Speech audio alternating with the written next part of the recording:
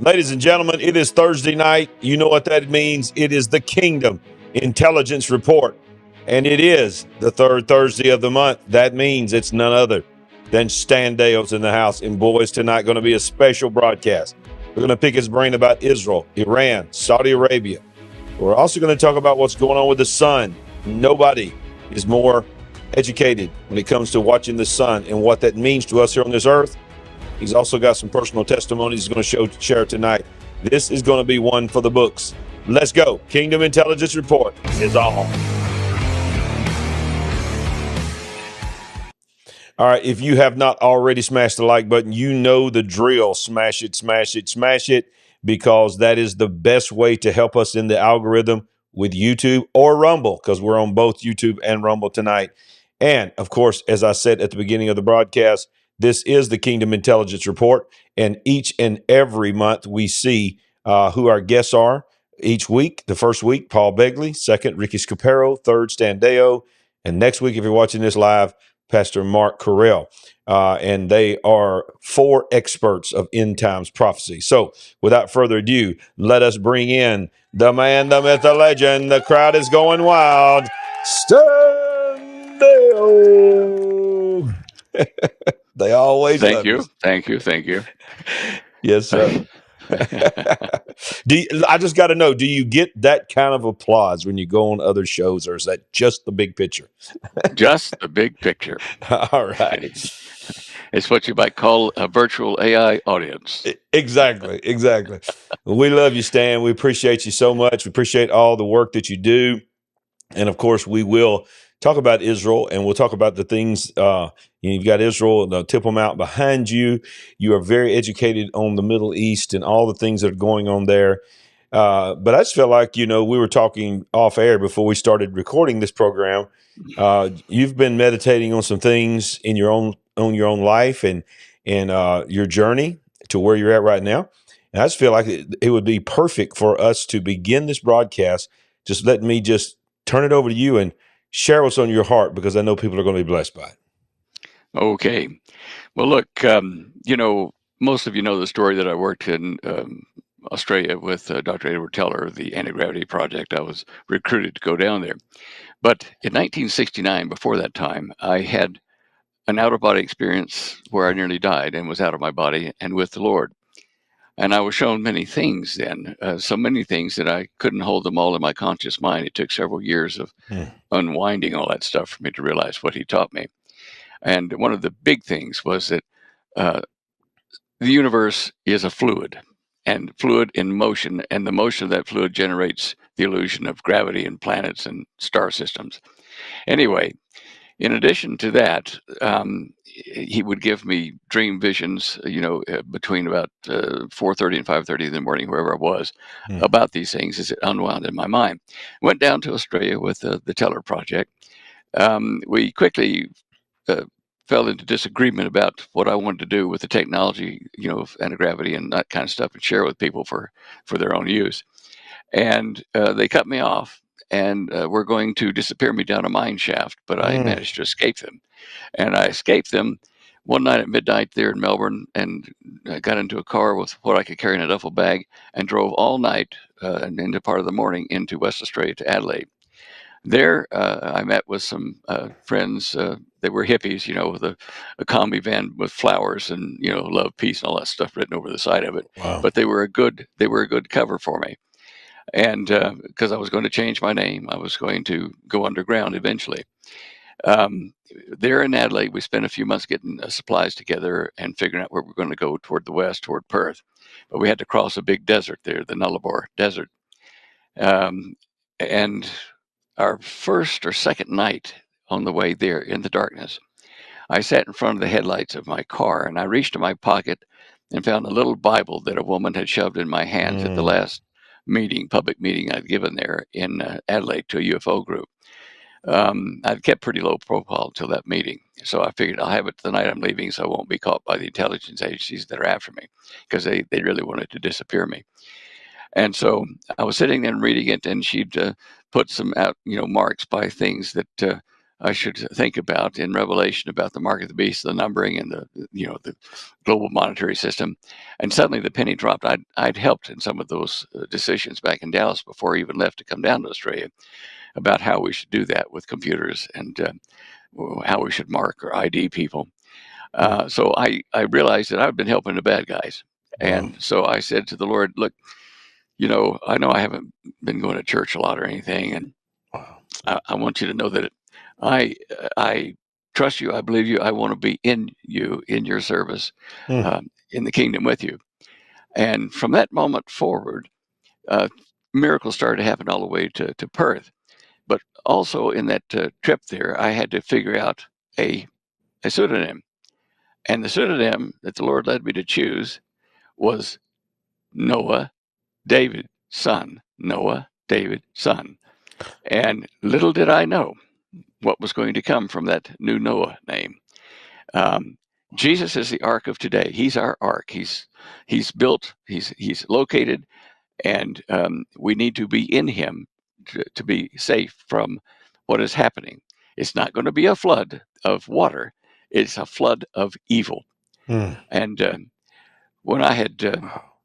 activated the name Noah Davidson, I then went on into there were miracles. I won't take time with that, but there were miracles all the way into Perth, even to finding a house to share with two architects that were renting a house too. And they had built, one of them had built an ark, believe it or not, Hmm. a boat upside down, a wooden boat in the backyard. And we used to lay out at night during the summer there, and with a can of beer or two, and on the top of which is really the bottom, but on top of the ark, upside down, and we'd look up at the stars and natter about this and that. Well, they nicknamed me Sark, Noah's Ark. That's awesome. Wow. So there are a lot of people there still in Australia that know me as Noah, because Wow. I used that name until I went public on TV about disclosing all this stuff. And I even built boats like Noah. I built special small model boats with a new kind of propulsion that the Lord had taught me about. Um, so it's like God sent animals to go into the ark with the real Noah, and God has sent me people to Wow. put in the ark. That's how my ministry is formed. And the last part of it is that the ark floated above the earth on water while the judgment was Mm. happening. In the rapture, we're going to float above. So that's all. I Well, just wanted to. and that's amazing, because one of the things that I'm preaching about probably more than anything when I travel right now is Noah. When he says in Really, Matthew 24, yes, as in the days of Noah, so shall it be in the days of the coming of the Son of Man. And it's just amazing. amazing that you're saying this, because that's just I further didn't know either. confirmation. Yes, we didn't talk, ladies and gentlemen, we hadn't talked about this at all. No. We just started recording. And even on my show here, even on the big picture, I've done multiple shows on the spirit and the mantle of Noah in this day and time. How, if you really want to understand the signs of the times, you got to go back to Genesis chapter 6 and study Noah. Jesus was very clear. I mean, I've said this, other than Lot, he talked about Lot, but really the main character out of the entire Bible that he chose to say, if you want to understand how it's going to wind up, you need to go back and study Noah. And here you are Mm. talking about Noah. So this is amazing. Okay, I got to go a little bit further in this with some questions. So, how long, Stan, did you go with the name Noah Davidson? How long was it before you finally felt good enough to tell your story and go back with your regular name? Probably 4 or 5 years. Wow. And did you have Yeah. official documents? Was you able to get No, those? Okay. in those days, you just said who you were, and and Australia was kind of backwater then, and Mm. computers and all that kind of stuff. We didn't have it down there, so Okay. I got away with something there that I couldn't get away with today. Wow. Um, I, So yeah, you've told the story of when you were in the bush there with the priest, the Jesuit priest. I think you said he was it yeah, Jesuit priest? Is that right? it's a That Jesuit assassin. Yeah, assassin. Right? Sorry, not free, but I don't know. Okay, let it go, Larry. Okay, yeah, so when the Jesuit came and said and revealed that he knew who you was and all that, he knew the name Stan Deyo and all this. Uh, yep. so he knew really. straight up who you were. And Yep. but the commune of the hippies and all that, they knew you as Noah. Yeah, there were three people there with me, and then him, and we were sitting around a campfire on some rocks and stuff we pulled up there in the desert to sit on. And he whispered. He didn't say it out loud to them. He just leaned over, and whispered in my ear. And I'm sure if you were watching body language, I probably got stiff as a board, Mm. thinking, "How do I?" I mean, this guy looked like Odd Job in the James Bond movies. He was built, Wow. and Wow. I thought, I'm dead." And he kept talking, whispering in my ear, and then he said, "But I'm going to, after sitting here with you, I'm going to leave you and say I didn't find you and go to Mm. Perth." I actually met him later in Government House there when he was Oh, wow. there doing something for the Catholic Church. But yeah, Mm. it was an interesting trip, and I didn't even have to change my shorts. Wow. Wow. Well, I know we didn't plan on this going in this route. We're still going to cover some news of the day, but man, this has got me intrigued here. You led your testimony, the short version there that you just gave of, how you got on your journey to this place here, and how you choose the pseudonym and what it meant and so forth. And your words were, and of course, nowadays in the algorithm, it's better to say unalive you or put you down a well, those kind of things. We all know what that means. Okay. So Yeah, are you, and if the answer is no, I don't want to talk about it, that's fine.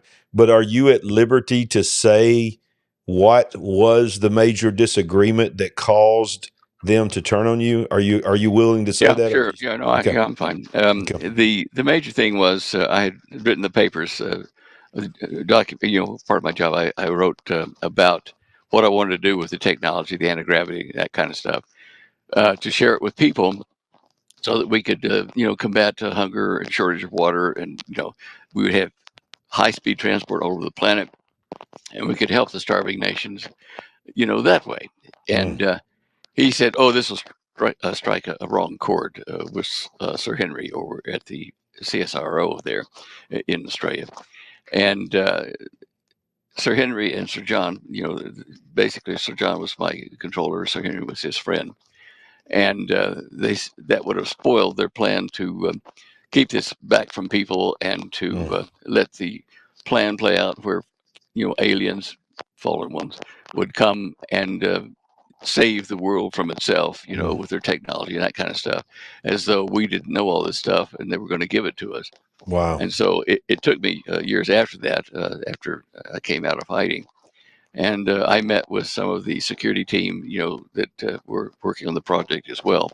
And one of them agreed to meet with me in a room of his choosing, which was shielded, to tell me what I hadn't seen. And Mm. with the proviso that if I ever revealed his name, and which I have never done, that he would kill me and my family, because they would certainly kill him and his family.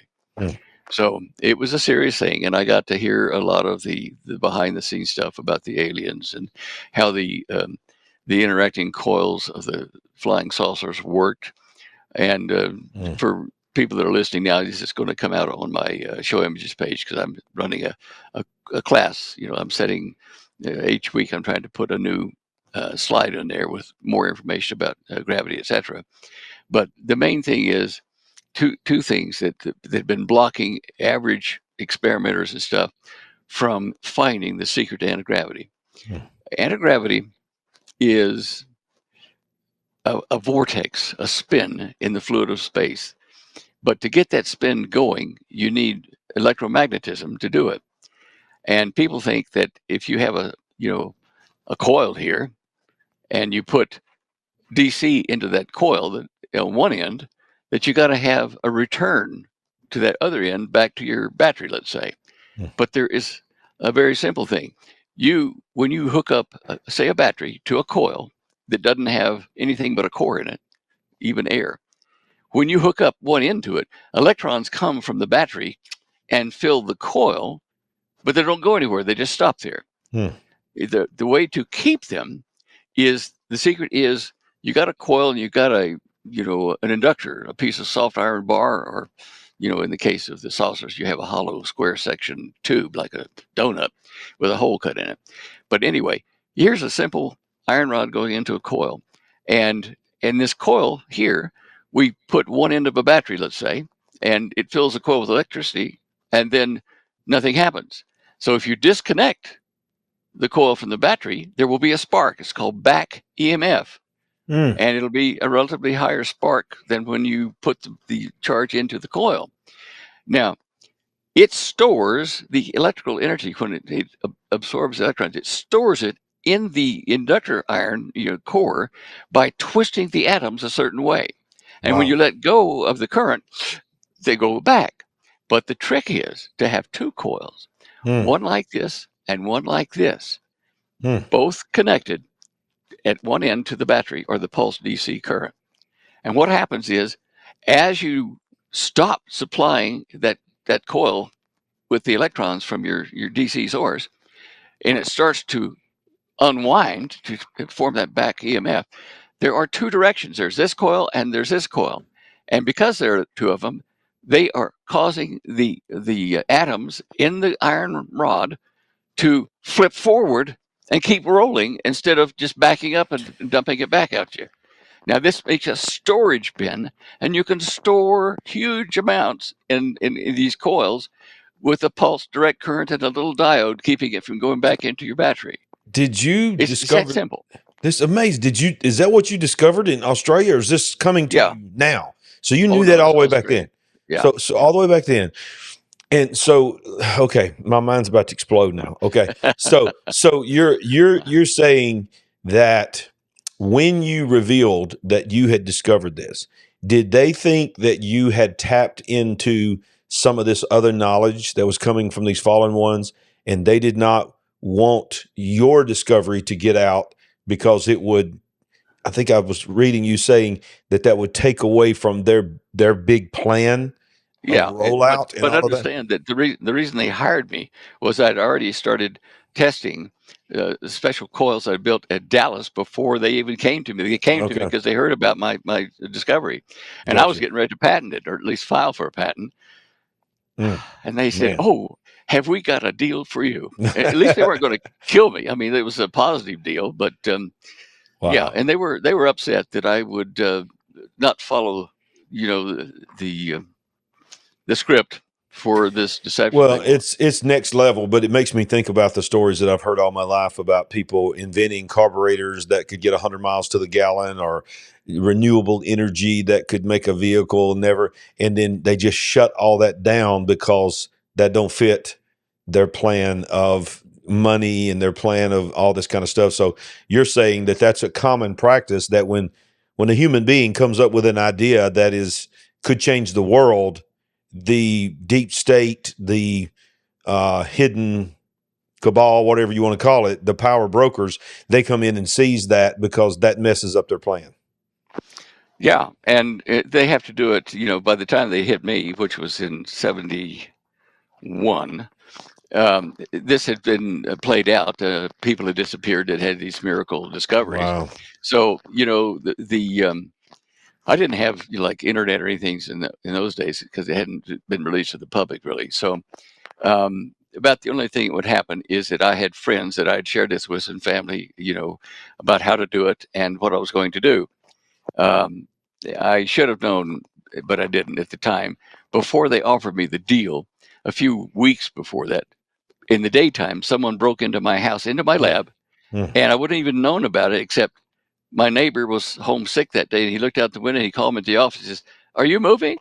And I said, "No, why?" And he says, "Well, they're stacking things outside your garage lab there in the driveway." Wow. And they saw him, and so they left before the police could get there. But we did go out and see that a few small things, a pistol, a 22 pistol I had. It was a Western style collector's item, and other than that, there was virtually nothing of any value taken. It was the information from my desk and where I built the coils, and you can see and repeat some of the tests that I started with in a paper I've got called the Gemstone Papers, Volume 1, on my show images page on slide A3. Okay. Click that and download Okay. it, and it's a good read. But it tells you how you're putting direct current into a wire causes it to twist and spin, and how it all works by Wow. mechanisms rather than by magic. Attraction at a distance, that kind of stuff. Einstein Amazing. didn't even like that concept, but scoot on down. There's some illustrations. Wow. Further down, you'll see them over on the left there when you Yeah. there. Yeah. See, all right, that's Okay. Michelson Morley. That was the wrong problem. They said that the speed of light couldn't be exceeded, and the test was faulty. So I explained to people what the error was, and keep going. Just skin down, and you'll see some other illustrations. This is a high voltage DC transfer, what we're talking about, and this is an experiment that was done in the 1800s to show This that you could this is done in the 1800s. Wow. Okay. in the What is 1800s, yeah. and this And this is smoke rings?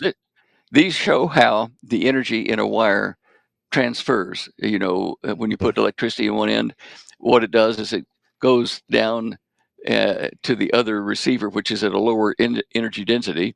The spin rates are slower, and then there's a shock wave coming back, which is the orange toroids. And so, and people that have been welders, electric welders, will know when they have struck their stock onto, say, a piece of metal to weld it.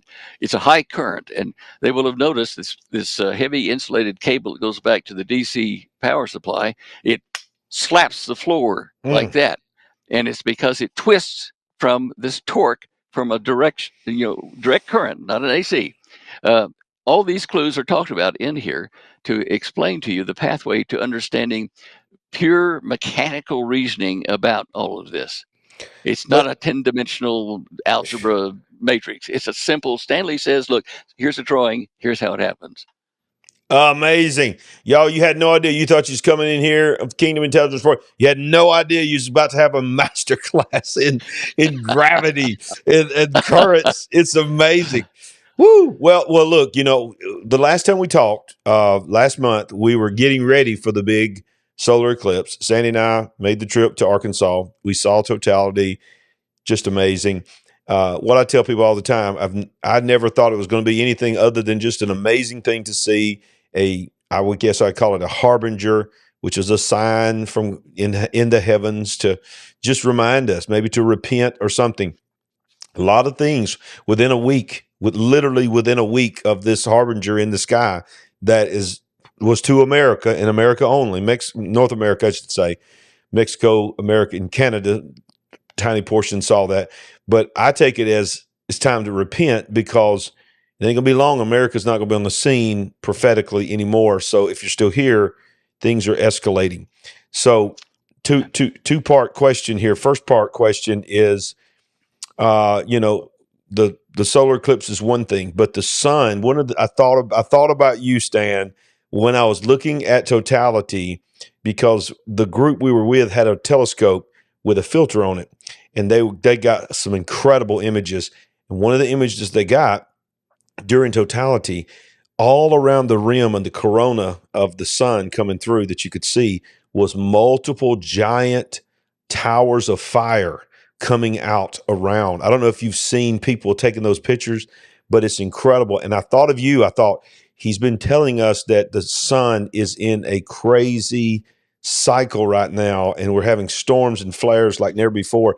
And you could literally see them coming out like horns and stuff all around the totality. It was amazing.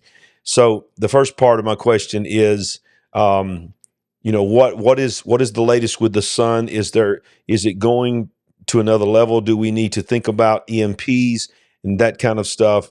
And then the second thing, and we can get to this later, is what your feelings are about what's happening in Israel. But first of all, let's talk about the sun. What's going on with the sun? Well, just before I answered that, when you said you were in totality, did you psychologically find that the darkness you were in was weird? Very, very Yeah. weird. It's not Very just weird. like a dark room.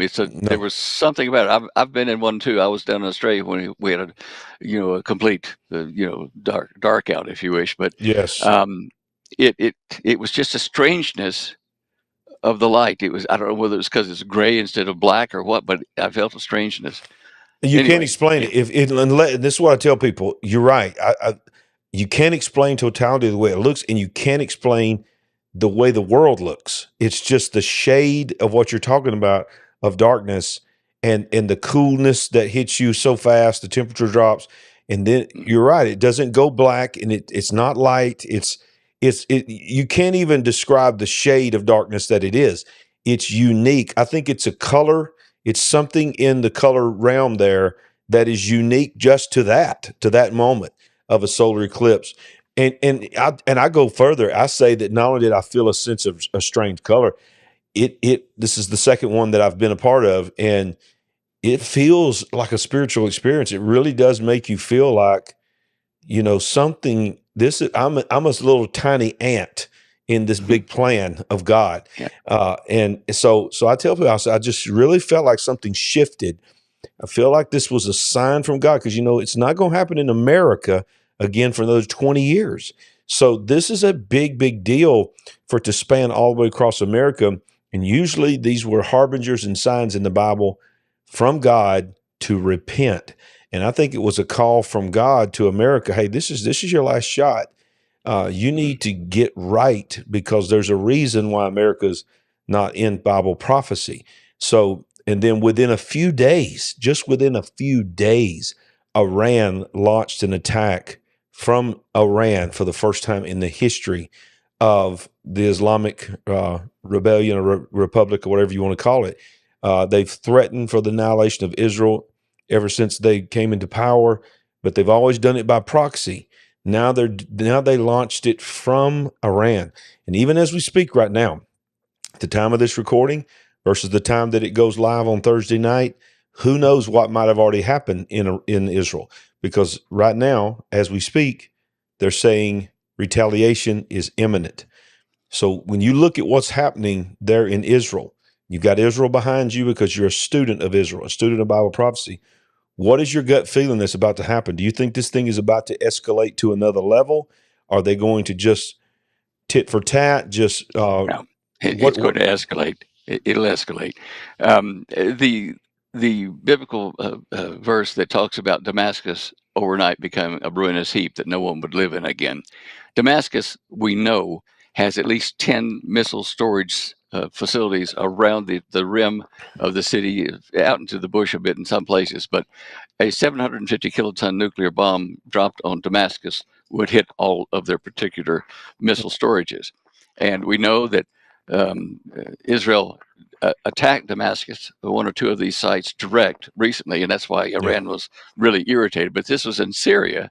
Damascus is in Syria. Mm-hmm. And now then, we're approaching a point where Netanyahu has to do something pretty severe to stop this, because his people in Israel are unhappy with this constant state of war, even though they're also unhappy with the proxies of Iran coming in and causing them grief. Iran has one objective. The major overriding objective is to get to Jerusalem and to destroy the nation of Israel. Right. Now, so we are at a point where something major like this has to happen to cause the surrounding Arab nations, and maybe a few bigger nations out there in the world, to suddenly say, wow, we have to quieten this down. Israel has used a nuclear device, and we don't know how many they've got, at least 200, maybe 300, that's published. And what kind are they, and who are they aimed at? And if we continue to pinch them, they're going to destroy all of us and have a nuclear war, planet wide. So this has been planned by the globalists. They want to make an instance where the people of Earth say, "Wait, we have to have a peace treaty with Israel right now." Yeah, right. Stop it. Okay, now that's going to be an extension of the Abraham Accords that Mohammed bin Salman and Jared Kushner put together, and are still maintaining and selling to other Arab nations. Like, this is the plan. Let us do a business plan for you. Join and sign the Abraham Accords. There will be more of them rush to do this once a nuke has been launched and hits the target, by Israel. Now, the solution to this, according to Jared Kushner, is what they've done is they are set up these business plans with a couple $1 billion that they can help these countries to institute this peaceful settling of the problems in their countries to join this confederation. They are setting a date when the Gaza war, the Palestinian conflict, will stop. It will be called off, and there will be a civilian government elected into Gaza and into the West Bank, so that Hamas and various other terrorist organizations cannot be allowed to be in control of those locations for the Palestinians. Now, um, to do that, this crisis has to happen so that people are willing to sign anything, and I think this will occur. And then after that, Gaza will be put back together with this civilian government, and there will be terms of the reconstruction of Gaza. They're going to give them a couple $1 billion to start with to reconstruct the damage done by the war. And then the Gazans are going to be told, we'll have people in your government that are our people. This is from the globalists, from Mohammed bin Salman, whoever. And they'll say, we're going to monitor you under the terms of our business plan for you. We're going to monitor you to be sure you don't let any bad guys in, and don't let the terrorists be in control again. And everybody will sing, kumbaya, we're going to have a peace time with West Bank and Gaza, and thank you, Mohammed bin Salman, and thank you, Jared Kushner. And by the way, the Bible does say that peace treaty that's going to be signed between Israel and the many nations will be signed by the Antichrist. Yeah. And in Daniel, they called him the prince of the covenant. Mohammed bin Salman is only going to be a prince for just a short time more, until his dad dies. He's in the hospital sick. Jared Kushner has never been officially called a prince, but the New York and Eastern States political magazines called him the prince, under Donald Trump. And so the two of them have gotten together, Mohammed bin Salman and Jared Kushner, over the Middle East. Jared Kushner received $2 billion from Mohammed bin Salman to set up a company to go around to these countries and set up business plans and businesses to bring them into the fold for this global peace, not global, but this peace treaty with Israel. So you can see that there are two princes, one official and one. And one of them is Muslim and one of them is Jewish. Interesting. Interesting. The plot thickens. The plot thickens. Wow. And so we are watching it. I mean, every morning I get up and flip the news on and say, have they hit Damascus yet? And MBS, Saudi Arabia, and Mohammed bin Salman and his 40 allied Arab nations over there, if they do attack Israel, or think about it, at some point during the next 7 years after it starts, they're going to meet a weapon of fire, according to what we've read in the Old Testaments. The weapon that the Israelis use or call to command is like a weapon of fire that will race toward the invading armies on the ground and consume them. Now, this legend goes back before the time of Moses. It was called Suleiman and Solomon before Solomon was named Solomon. He was actually named Shlomo. But way back in the ancient records, there were mentions of King, what was his name? Solomon, not Salmonella, but anyway, there's a name that we read in the Bible, and it has Solomon in it in the Arabic, and that leader had a device to throw fire before him to burn his enemy's armies. Wow. And King Solomon's mother was, from a different culture. She was a Hittite, and she knew about the legend of this other Solomon that was great in their history, and that's why she wanted to name, her son with Solomon instead of being able to call him. What was his name? His real name was, let me see here, Jedediah. And she changed it from Jedediah to Shlomo in honor of this ancient Solomon who had the fire weapon. Anyway, I'm getting off track here, but yeah, we need to get to the sun next. I think I might title this show "My Mind is Blown on Many Levels." I mean, it's like it's going one after the other. So okay, Well, so yeah, all right. So yeah, we need to be looking at the fig tree. We need to be watching Israel. you're saying we also need to be paying very close attention to Saudi Arabia, because Saudi Arabia is going to be a huge player in what's coming next. And then whatever happens with Iran, Saudi Arabia is going to be involved in what happens after the coming together, the peace treaty. Like you said, they're still pushing this two-state solution. So at the time of this program, I believe we're in uncharted territory. I believe that, I watched a guy. I don't know if you know this guy named Amir Sarfati. I follow him, and he's really good intelligence source on the ground there because he lives in Galilee, and gives reports on his Telegram channel. And I advise everybody watching this to go to his Telegram and follow him for really, in my opinion, the true news is coming out of Israel. And what he is saying is that he said, of course, I'm not excited about the loss of life, whether it be Iranian, Muslim, Arab, Jewish, whatever. He said, but many people in Israel are sort of excited in the sense that they've longed for the day that they could finally deal with Iran, the head of the snake.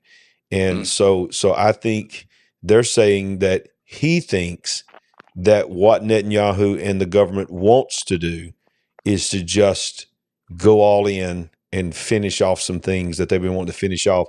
But he feels like the pressure of the world is going to try to restrain them and really put the pressure on them to be either not to retaliate at all or just to do something strategic and try to call it a day. But Iran is saying, if you do anything, we're going to retaliate again 10 times more than we did before. So who knows where it's going to go, Stan. But let's get back to the sun. I want to show this image that you have on your show images page, because I do believe that the sun is a great harbinger in the heavens. Genesis 1:14 says that he's put the sun and the moon and the stars in the heavens for signs, seasons, and times. So, I mean, what are we looking at? These things that are coming off the side there, that's what I saw coming off the side of the eclipse. That's region 3639. It's very active, and its effect will be Earth directed within 5 days, or perhaps a little bit before. All these spots you see perform an orbit between 28 and 30 days. The equator spins faster than the poles, so it's an average between the two. But watching these things, I've known for some time that we're going to start seeing damage from about right there over into the center alignment pointing directly at Earth, and then a little bit after that, because you can have a ring or a halo discharge that will hit the Earth. And while we're looking at that, I'm going to ask you to, let's see, I need to share a picture with you, don't I? Yeah. Okay, let me see if I can do that. All right, so I've got the slide here that you wanted. So right. Tell us what's going on here, Stan. Well, now you'll see off to the right, there's the sun in the middle, and up at about 1:30, 2 o'clock is Jupiter, then Saturn and Mars and Venus, and then Neptune, way out there, and Uranus. These are all massive gravitational objects, and their tug as they move around the sun actually tugs on the core and the surface of the sun and pulls it to one side when these large planets get close together like this. And when they do that, the opposite side of the sun from these heavy planets we just looked at is the Earth, that blue ball in the lower left. Yeah. Now, that is on this side of the sun, and I'll just have to tell you because I can't move my arrow on your screen. Okay. On the side of the sun closest to the Earth, it's thinning out. It's squeezing out the surface of the sun and allowing the magnetic vortices to, there you go, allowing the magnetic vortices from the sun to break through the containment that the chromosphere and various outer layers of the sun normally have. And so it's when the planets line up on the other side that it's bad for us, because it causes the surface of the sun to emit more flares and EMP pulses and that kind of thing. And even when we get on the other side of the sun, it can cause problems. If we're on the same side as all these gas giants, or heavy gravitational Right. planets, that it can crowd the surface of the sun together and cause traffic incidents between the magnetic loops that Mm. are moving in the sun. So basically, watching these planetary alignments, when we're on the same side right in the middle of them, or on the opposite side right in the middle of them, it's going to cause trouble, and we're seeing that forming now. Now, in So 1982, I thought this was going to happen back then, but it didn't, because we were looking at the pull where everything was on the same side of the sun. so are you saying that the effects of this when it hits us in 5 days, is that going to be what we talk about, the EMP and so forth? It's a potential date for it.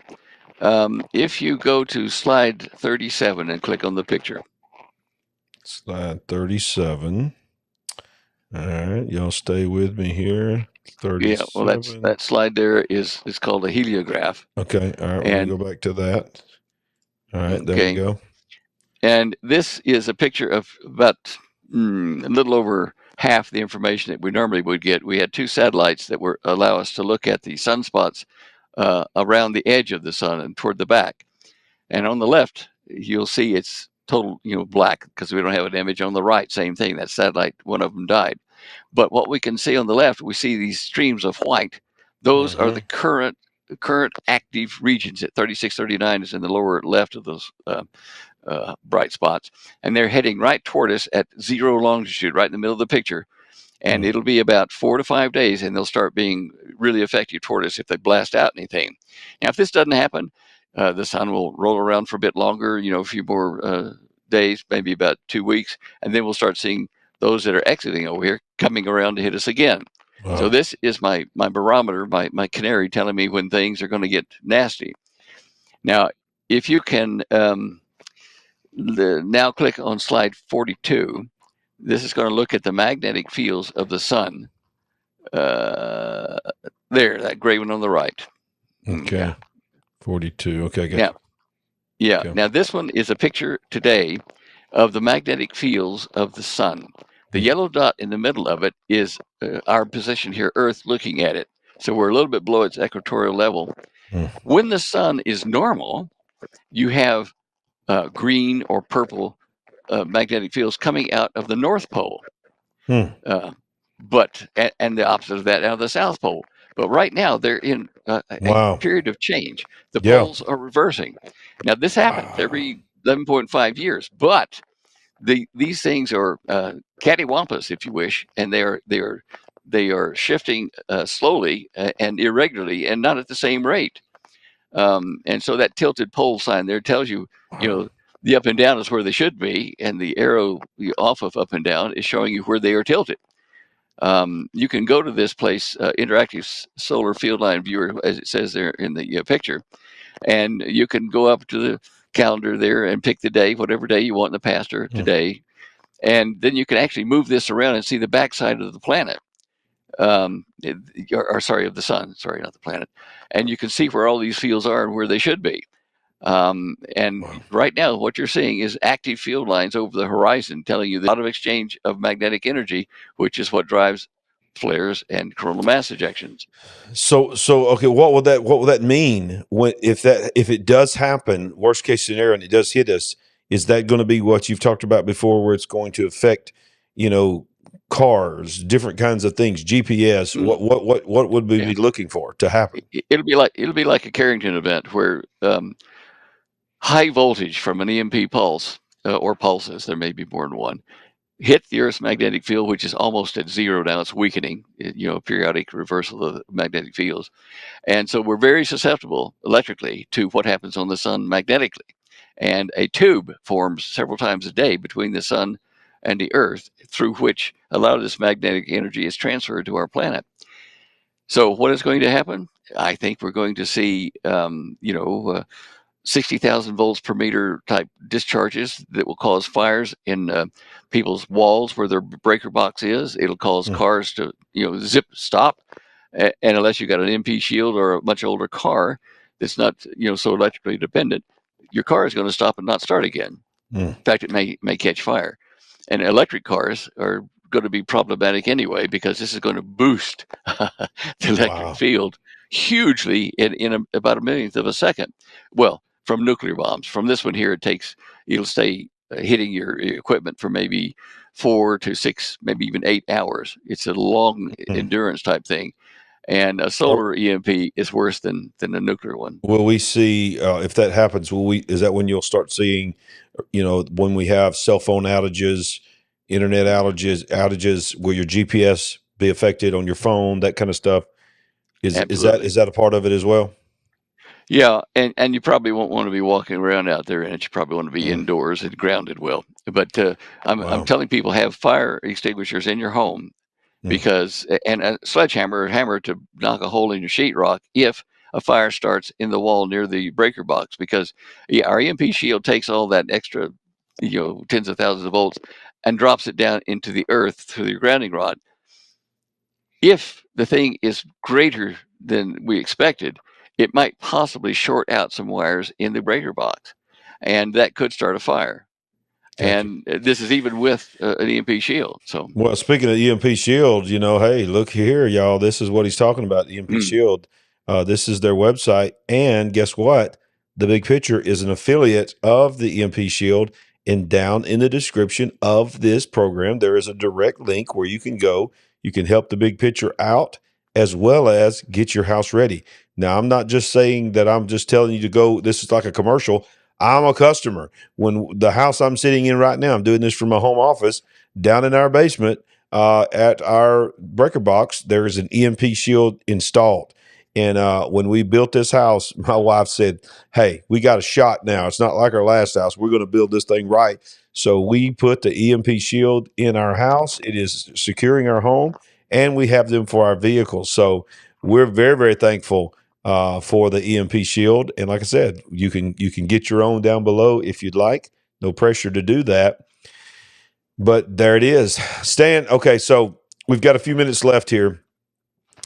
All right, so here we're sitting in April, mid-April 2024, and in my opinion, one of the most eventful years already that we've seen in a long time. And I feel like it's only just beginning, not just on the calendar, but on events. I think we're about to see some stuff that will rival 2020 as a year, because not only do we have the wars and the rumors of wars, the earthquakes, the things going on with the sun, but we have the avian bird flu that's exploding. We have the disease X that World Economic Forum is predicting in the World Health Organization. We have, as you said earlier, everything going digital, cars going electric, computer driven, CBDCs. I mean, we've just got so much stuff going on in the world.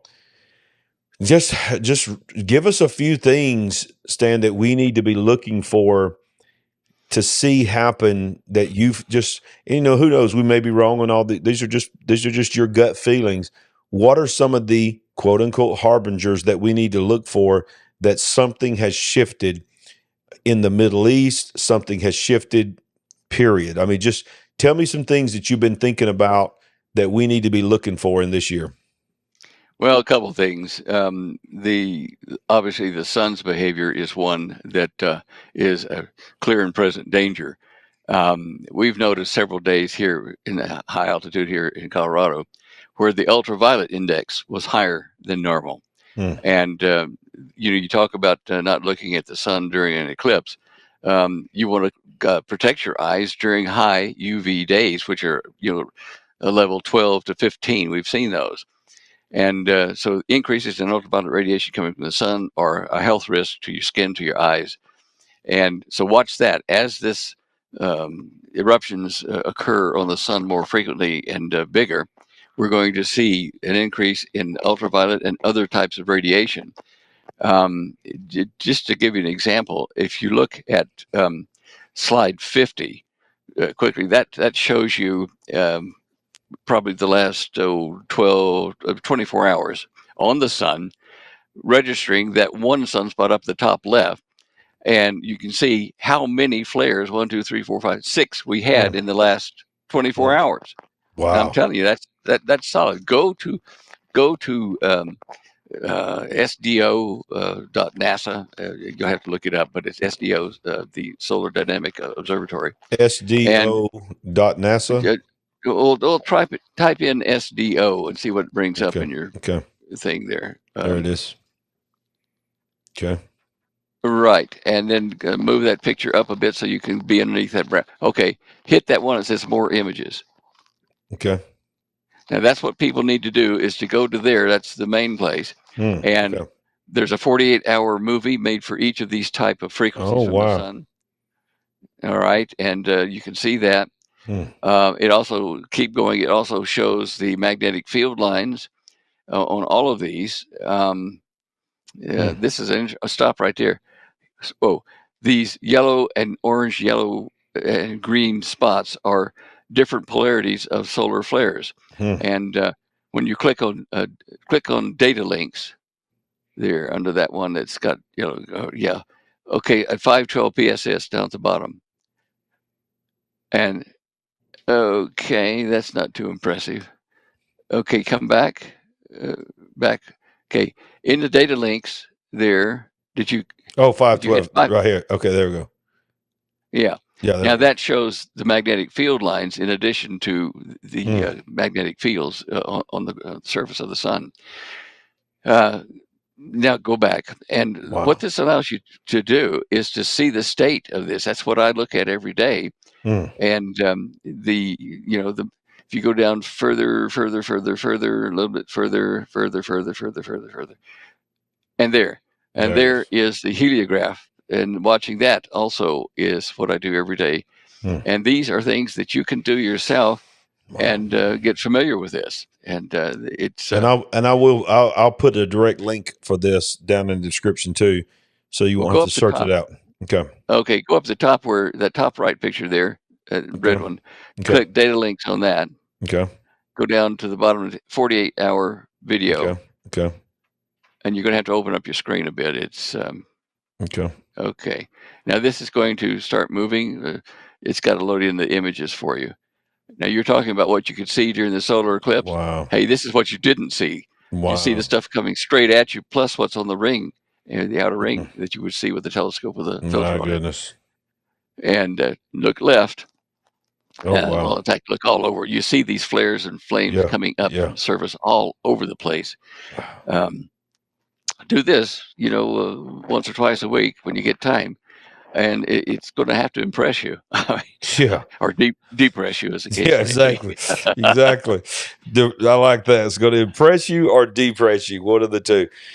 Well, Yeah. Stan, we have come to the end. It's amazing. I mean, I'm telling you right now, I've got to go back and watch this show because I've done forgot half the stuff that you've said. This has been a mind-boggling show, and led with yes, and led with this incredible story. Just a little bit more of your story. It just seems like every other show or something, we get more and more of your testimony, your story. It's incredible. Sandy and I just absolutely thank God for you. Anytime something happens in the world, anytime we hear something about UFOs, aliens, something going on with the sun, something, I mean, we immediately look at each other and say, we got to ask Stan about that because, there's nobody in the world that's got the answers like Stan. Well, look, you can ask. We can do a recording session without being the third Tuesday if you feel like it's urgent, like the Okay. Damascus issue. Ring me on that day, and we'll figure out a time that day, and we'll chat. Okay. My webmaster Rhonda, she said she was driving home from somewhere when they heard about the Iranian invasion. She says, Stan's probably going to be calling an early chat session on Patreon because it's in between the monthly meetings because something important has come up, and that's the promise I gave them that if it was something that we had talked about and it's happening, it's filling prophecy, that I would call a special weekend chat session, and we could call a special with you as well, or you can, as the case may be. Okay. It's upon us. We Yeah. It is. wow. It is. It is upon us. I mean, what a time to be alive. And I think about what the Bible says about in Esther. He says, he says, hey, could it be that you've come to the kingdom for such a time as this?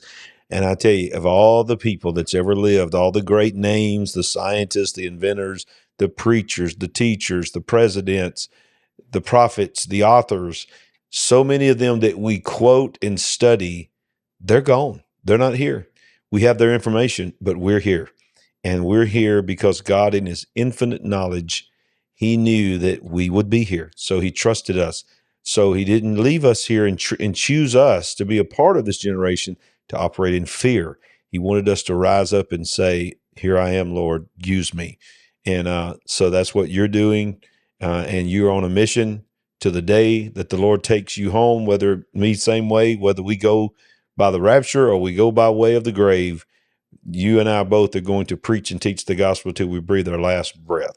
I know that We're about both you, speaking Stan. like Noah. We're Noah's, and Come on. the ark is the Lord. We got to fill the ark. That's so good. That's so good. Thank you, Stan, for another amazing show. And we appreciate you, and we'll have you back next month on the Kingdom All right. Intelligence Report. God If bless. not, Would you like to help us build the big picture family? We're on a mission to wake up the world to what is really going on. All you have to do is go to our website at LarryRagland.com and make a one-time gift, or you can become a monthly partner. Any amount is a blessing and an encouragement to us. While you're there, make sure you get a copy of our book, I See Greatness in You. Browse our merchandise store, connect with us on our social media links, and join our mailing list. We appreciate it. And remember, we ain't woke, but we are certainly awake. That is so true. We ain't woke, but we are certainly awake. And we are thankful that you are a part of this amazing program. We want to thank Stan Deyo that he is just always blows our mind, y'all. You got to share this. You got to subscribe. You got to hit that like button. Copy this link and send it to 10 or 15 different people and say, you want your mind blown? You need to watch this episode because Stan Deyo was on another level, y'all. That was incredible. Thank you for joining us on The Big Picture. We'll see you next time. And remember, we ain't woke, but we are certainly awake. God bless.